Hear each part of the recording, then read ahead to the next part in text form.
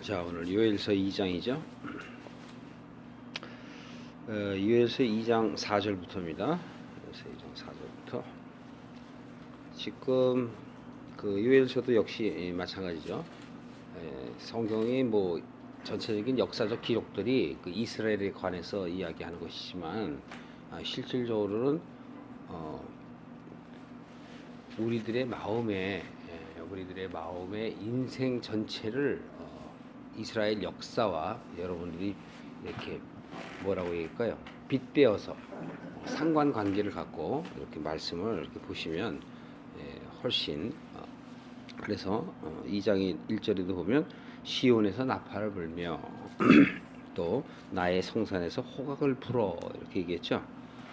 이 땅 거민으로 다 떨게 할지니 여호와의 날이 이르게 됨이니라. 이제 임박했다. 또 임박한 진노 이렇게 얘기해요. 결국은 마지막 때의 심판을 의미하기도 하고 현세에 있어서 요엘이 살던 시대 때에 이스라엘의 미래를 얘기하는 거죠. 그리고 이것이 실질적으로 BC 722년에 이스라엘의 멸망으로 그 예언이 성취되었죠. 그리고 남유다는 BC 587년에 또 침공을 받게 돼서 또 멸망에 이르게 이제 됩니다. 이 역사적인 이 사실들은 여러분 마음 가운데 영적으로 빗대어서 얘기를 하면 우리가 세상을 쫓게 되면 하나님께서 우리에게 여러 가지 환경이나 자연의 재해를 통해서 우리로 하여금 깨닫게 하신다는 거죠.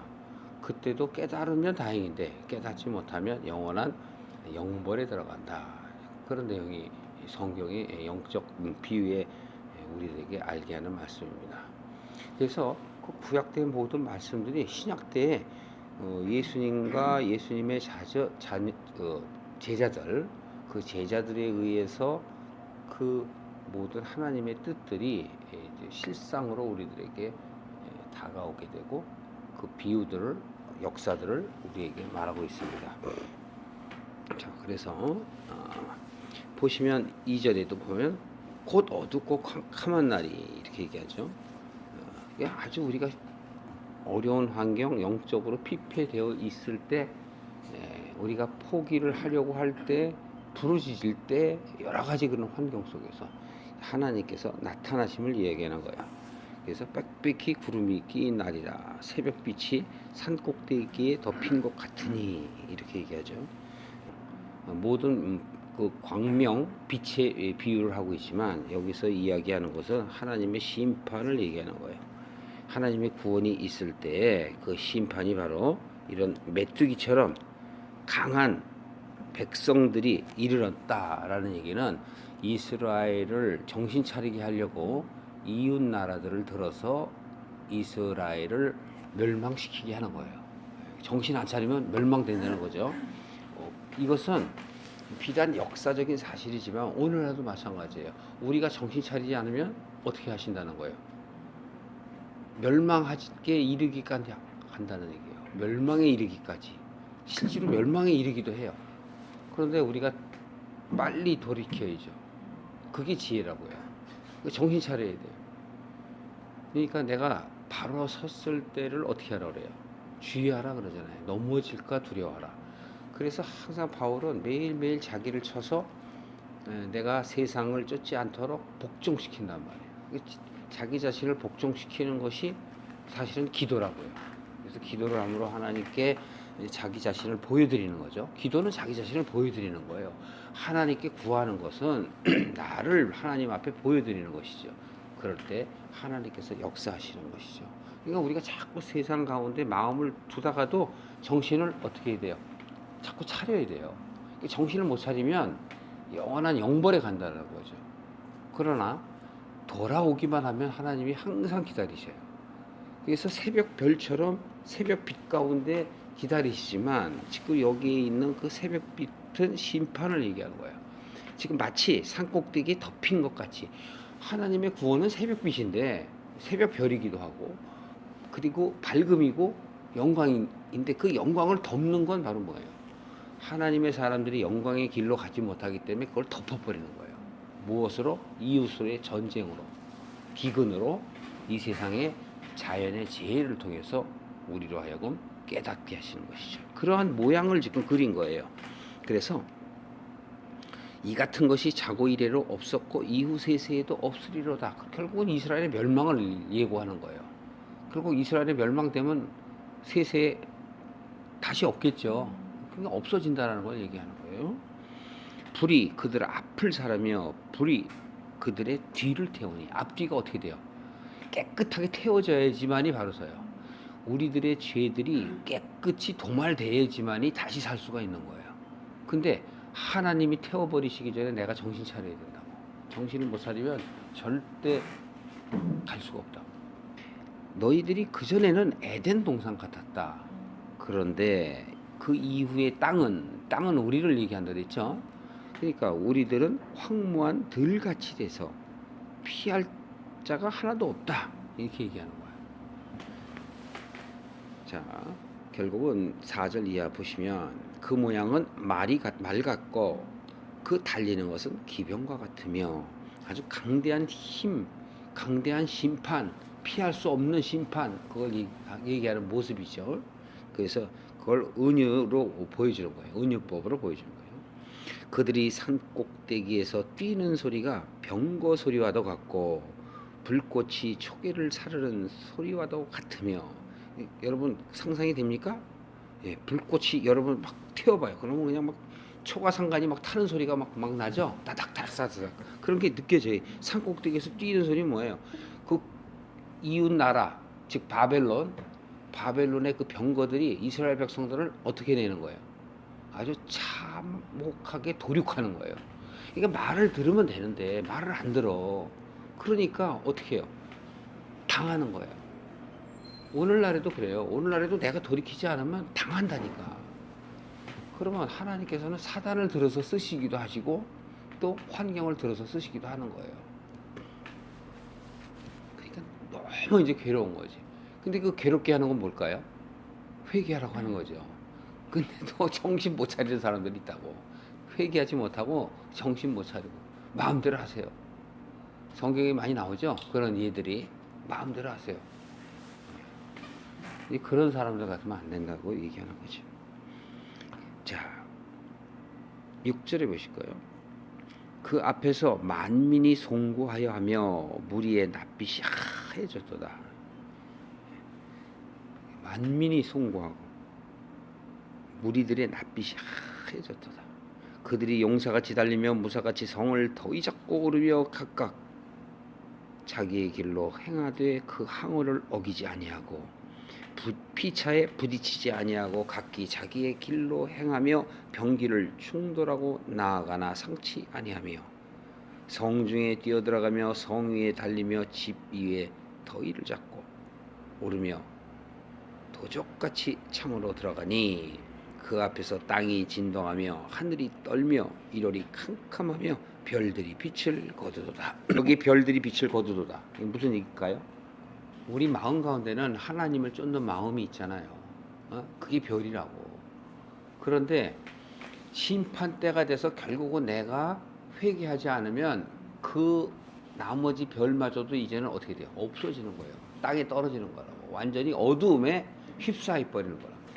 1월이 해와 달이 캄캄하게 되며 별들이 빛을 거두도다. 그러니까 이걸 바깥으로 보면 세상의 종말이라고 얘기하잖아요. 그런 뜻이 아니죠. 내 마음 가운데 하나님을 쫓던 마음조차도 이제 세상을 향해서 가서 완전히 그 마음조차도 없어진 걸 얘기하는 거예요. 11절에 그리고 그 이전에도 용사들이 항우를 짓고 막 웃고 하고 그러는 건 뭐냐면 내 마음 속에 있는 모든 걸 아주 진멸해 버리는 걸 얘기하는 거예요. 자, 여러분 그 출애굽 때 또 비유를 해보면 광야 생활을 하는 건 뭐예요? 결국은 애굽 속성, 소돔 속성을 진멸하는 거라고. 깨끗이 하는 과정이에요. 그러니까 여러분의 인생은 하나님을 알면서 자기 자신에 있는 그 모든 세상적 가치를 깨끗이 도말하는 거라고. 벗겨내가는 훈련이라고요. 그것이 벗겨져야만 돼요. 그러니까 우리가 죽을 때 바로 예수님이 말씀하신 것처럼 예수님은 우리를 위해서 메시아로서의 역할을 다 했기 때문에 다 이루었다 하는 것이고, 우리는 최선을 다해서 우리가, 제가 가끔 비유로 얘기하지만 양파가 껍질을 벗겨내듯이 내 속에 있는 그 악한 것들을 계속 벗겨내가려는 마음이 중요하단 말이죠. 그래서 우리 인생 속에서 그것을 자꾸 벗어나가는 거예요. 어떤 사람들은 100배, 어떤 사람은 60배, 어떤 사람은 30배.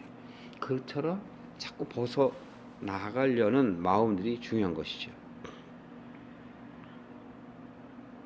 11절에 여호와께서 그 군대 앞에서 소리를 발하시고 그 지는 심히 크고 그 명령을 행하는 자는 강하니 여호와의 날이 크고 심히 두렵도다. 당할 자가 누구겠느냐. 이게 우리가 미시적인 시각, 그냥 근시안적인 시각으로 보면 하나님의 뜻을 분별하지 못하니까 그냥 내가 살아가는 이 인생살이 속에서 자기 자신만 바라보게 돼요.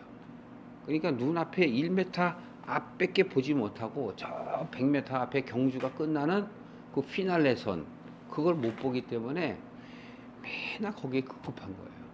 그러니까 인생 사는 거에 급급해. 그래서 매일매일의 삶이 어리석은 삶을 살아가는 거예요. 내일이 또 있겠지, 모레가 또 있겠지 그러면서. 그러나 하나님을 아는 사람들은 오늘도 나를 버려가고 내일도 나를 버려가고 점점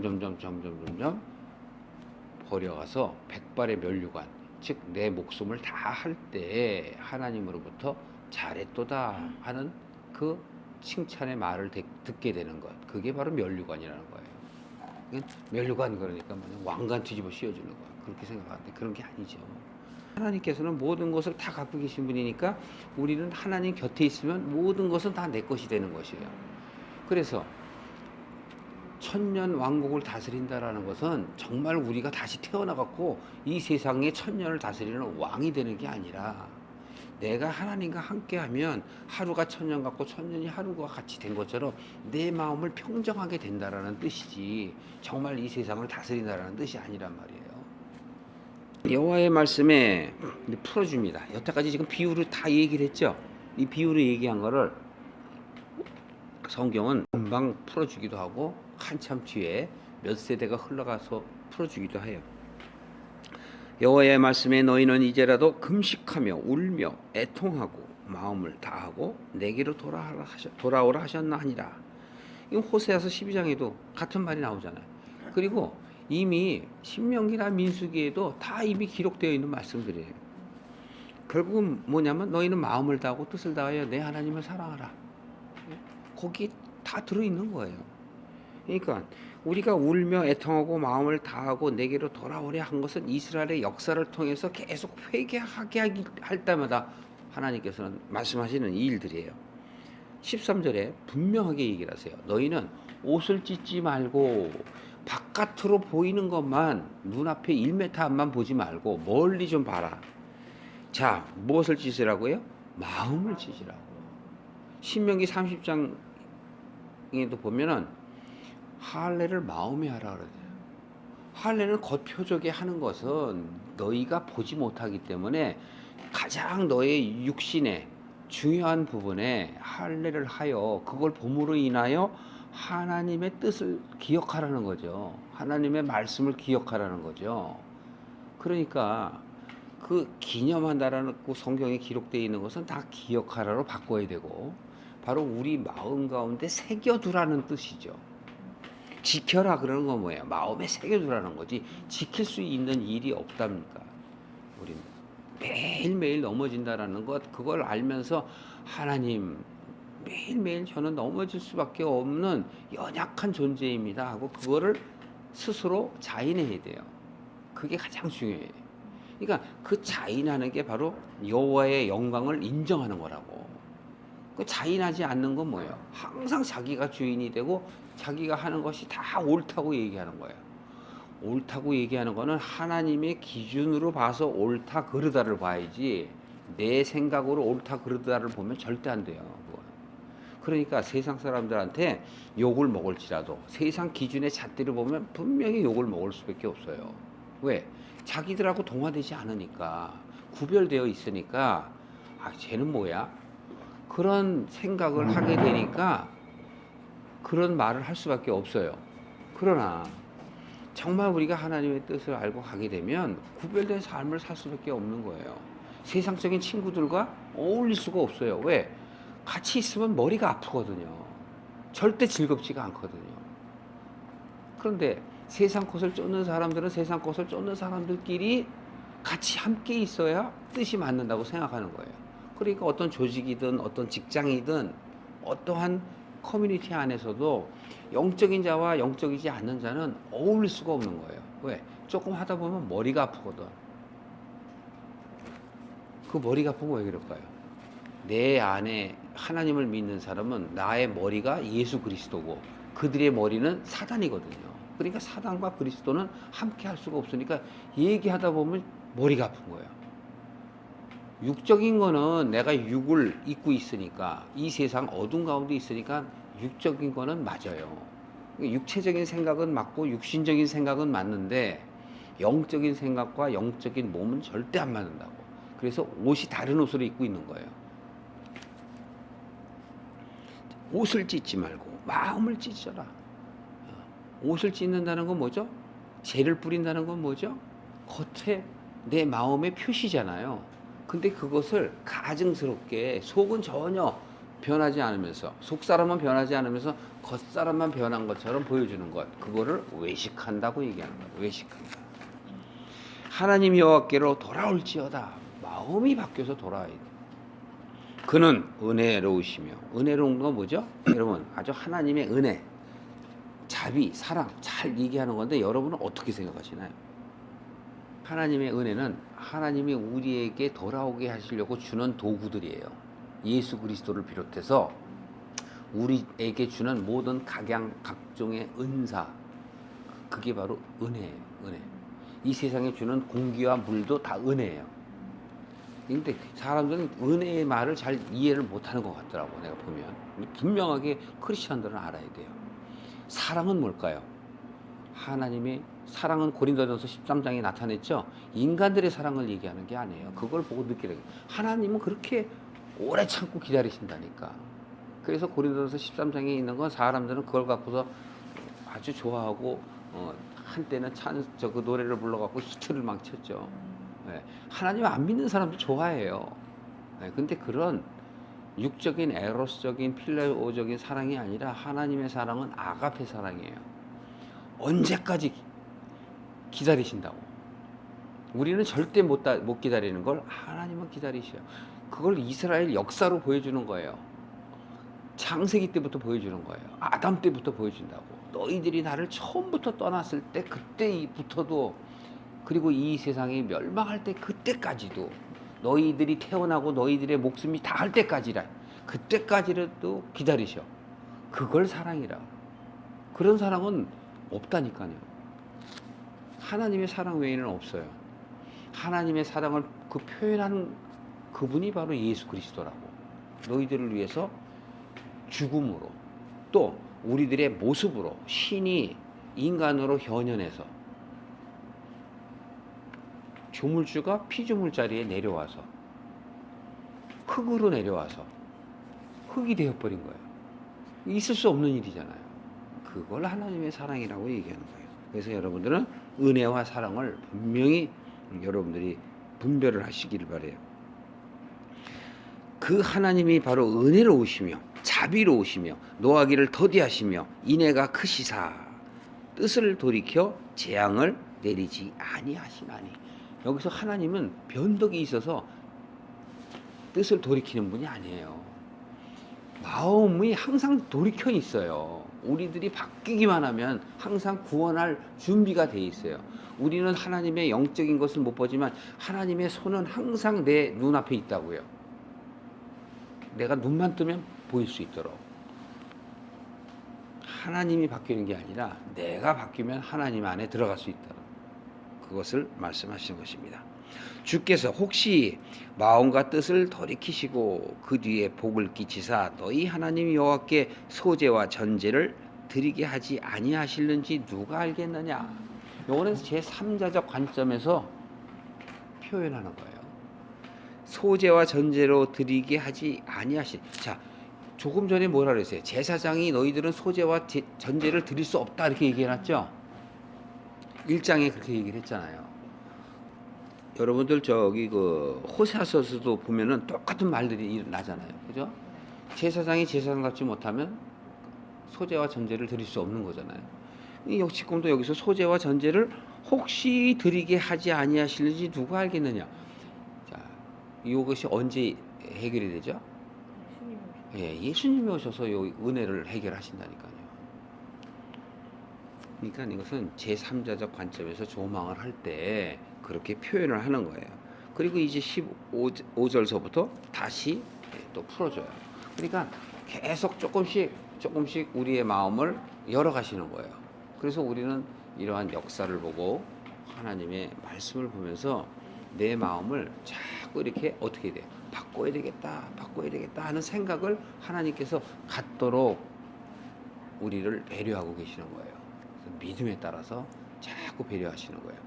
여러분들은 그 하나님의 사랑을 깨달아가는 것, 그게 가장 아름다운 거예요. 그래서 여러분, 우리가 육적으로 살 때는 내 옆에 있는 아내, 남편, 자식, 부모들과의 관계가 있어요. 그 관계는 버리라는 게 아니고 그 관계 속에서 바로 하나님의 사랑을 느끼라는 거예요. 그 관계 때문에 하나님을 버리려는 게 아니에요. 그건 아주 어리석은 자예요.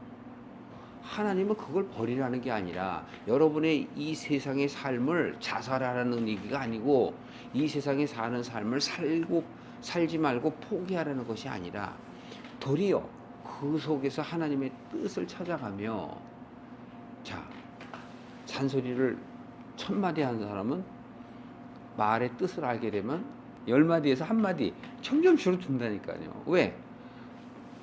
부질없다는 건 알잖아. 자꾸 잔소리 해봐야 부질없잖아요. 안 변한다니까. 하나님과의 관계는 1대1이야. 내가 아무리 안타까워도 안 돼. 그러나 권하는 거죠. 권하는 거야. 정말 이 세상 목숨을 다하고 나면 어떻게 될까? 정말 하나님을 안 믿냐고. 내가 믿는 하나님을 소개하고 안내하는 거예요. 그게 전도예요. 알 수가 없다니까. 그를 하나님께로 인도하는 것이 하나님이 하시는 것이지 나는 그냥 말만 하는 거라고. 그래서 우리는 우리의 삶 속에서, 인생 속에서 그런 것을 보면서 자꾸 자기를 쳐나가는 거야. 아, 안 되지. 아, 바로 서야 되겠네. 그런 마음을 살아갈 때 마음이 평안한 거예요. 그래서 조그마한 것 같고 자꾸 마음 아파하지 않는 거야. 아니, 마음 아파했던 사람이 점차적으로 아파하지 않아지게 되는 거예요. 그게 자유스러워지는 거예요. 이 세상에 대한 자유는 이 세상에 대한 가치를 무처럼 딱 자를 수가 없어요. 점차 버려나가는 거예요. 그것이 자기를 부인하는 길이고 애착과 정욕을 십자가에 못 박아 가는 길이라는 것을 분명히 알고 하나님의 말씀을 보게 될 때 그 말씀 속에서 하나님이 우리의 자신을 하나님의 말씀에 순종케 한다는 건 뭐냐면 받아들이게 하신다는 것을 의미하는 것입니다.